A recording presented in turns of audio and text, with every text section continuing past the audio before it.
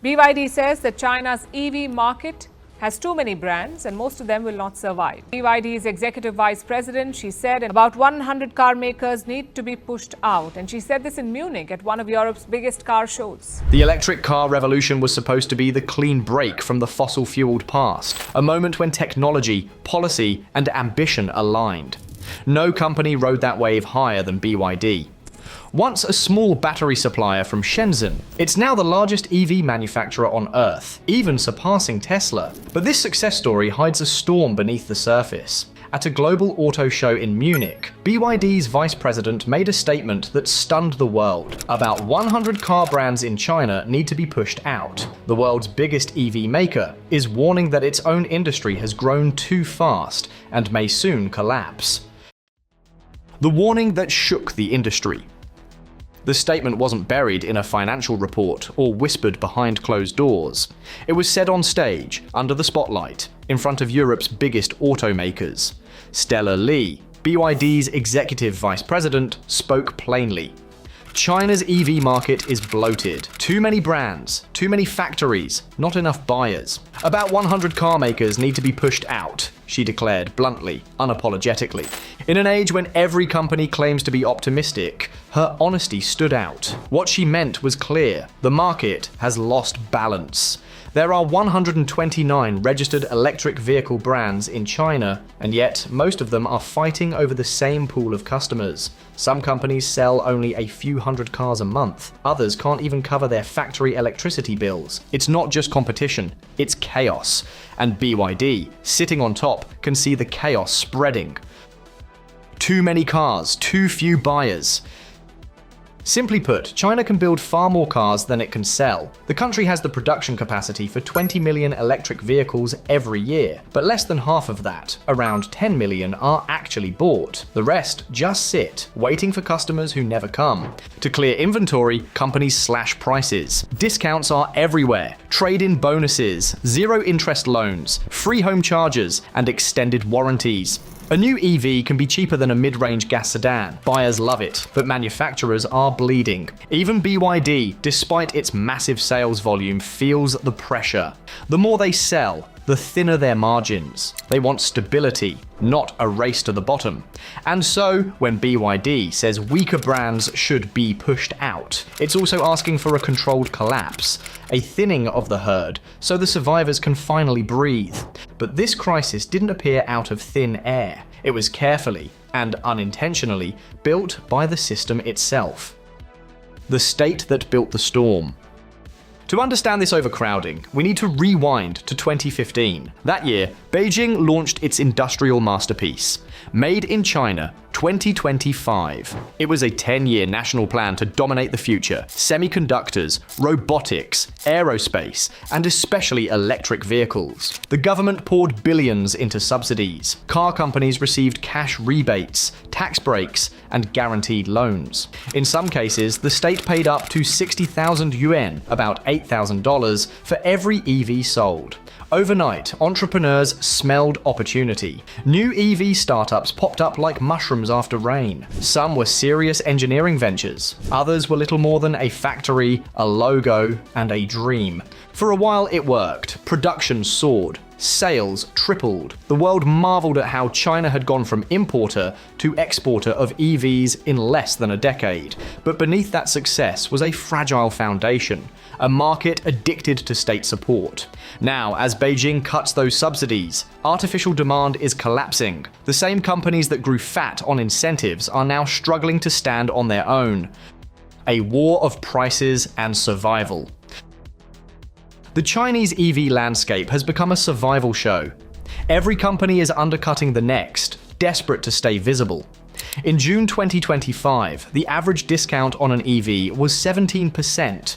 By July, it dropped slightly to 16.7%, after the government threatened to fine companies for disorderly competition. But the bleeding didn't stop. Price wars don't just hurt profits, they crush innovation.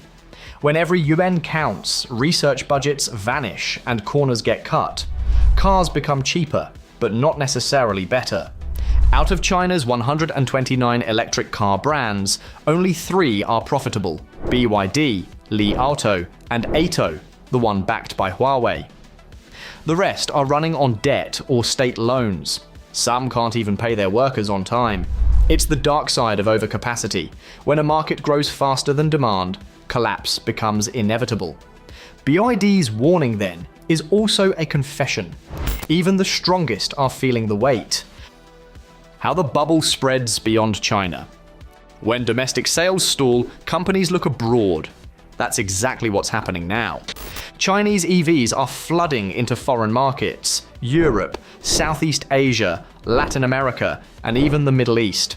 And their prices are shockingly low.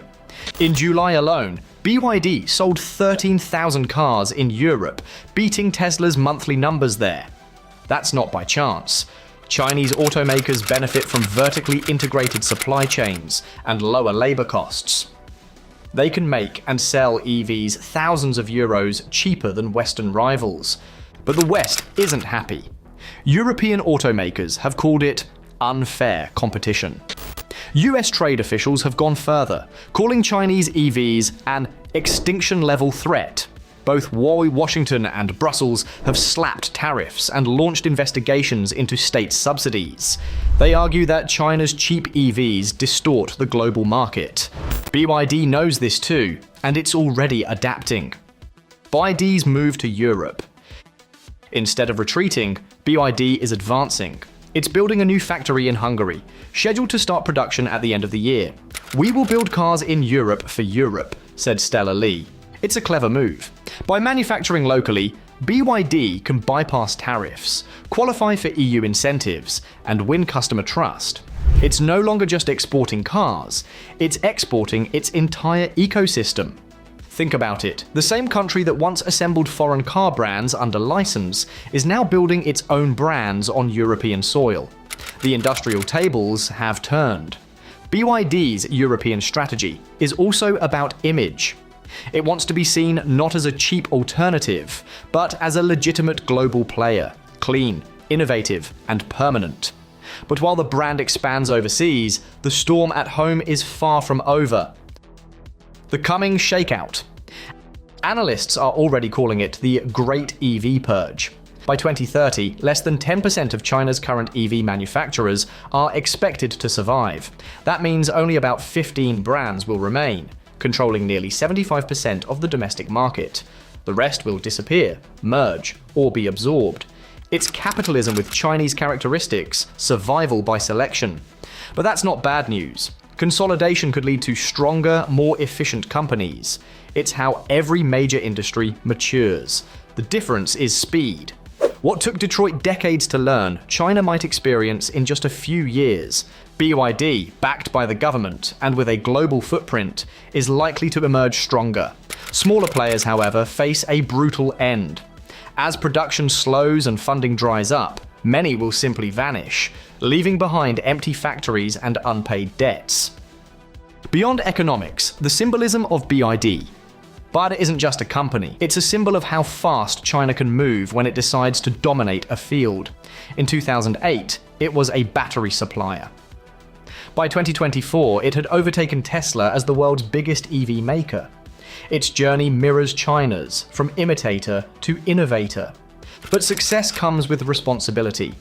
BYD's warning to eliminate weaker players isn't only self-serving, it's also a reflection of a maturing industry, realizing it cannot rely on subsidies forever. China's EV market is at a crossroads. One path leads to global leadership through innovation. The other leads to stagnation, an empire of unsold cars and dying brands. The outcome depends on whether the government allows creative destruction, the painful but necessary process of letting bad businesses fail so stronger ones can thrive. What the world should learn. This story is not just about China. It's a glimpse into the future of every high-tech industry. When governments flood markets with subsidies and investors chase hype instead of value, bubbles form and eventually burst. The EV revolution isn't slowing down, but it's entering a new phase, one defined by quality, not quantity. BYD's blunt message is a signal to the world. The era of easy money and endless startups is ending. The next chapter will be about endurance, scale, and real innovation. Whether in China, America, or Europe, only those who can evolve will survive. Conclusion: BYD's message may sound ruthless, but it's grounded in reality. The electric revolution is here to stay, yet its ecosystem must mature. For China, that means fewer brands, but stronger ones, built on efficiency, design, and innovation rather than subsidies. For the world, it means a new competitor, rising with unstoppable momentum. The bubble that lifted China's EV dreams is now deflating, and only those who adapt will remain. The age of abundance is giving way to the age of balance, and when the dust settles, the road ahead might belong to BYD, if it survives its own prophecy.